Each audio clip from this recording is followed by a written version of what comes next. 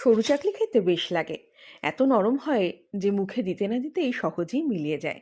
শীতকালে খেজুর গুড় দিয়ে সরু চাকলি খাওয়ার মজাই আলাদা। এবার ইচ্ছে হয়েছিল নিজের হাতে এটা বানানোর। তাই আগের দিন রাতে গোবিন্দভোগ চাল, তার 1/3 বিউলি ডাল আলাদা করে জলে ভিজিয়ে রেখেছিলাম। তারপর দিন সকালে চাল আর ডাল আলাদা করে মিক্সিতে পেস্ট করে নিয়েছিলাম।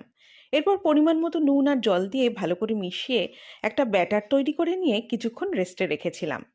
তারপর ননস্টিক প্যানে নামমাত্র তেল দিয়ে হাতায় করে ব্যাটার দিয়ে গোলা রুটির আকারে ভেজে নিলাম। ব্যাস তৈরি হয়ে গেল নরম নরম সরু চাকলি। এরপর খেজুর গুড়ে ডুবিয়ে সরু চাকলি মুখে পুরে নিলাম। খেতে কিন্তু বেশ হয়েছিল, মনেরও শান্তি, পেটও ভরে গেল। আপনারা চাইলে এভাবে খুব সহজেই বানিয়ে ফেলতে পারেন সরু চাকলি। এই শীতকালে ব্রেকফাস্টে কিংবা ডিনারে খেতে কিন্তু ভালোই লাগবে। কারা কারা এই শীতে সরু চাকলি বানালেন অবশ্যই কমেন্ট করে জানাবেন।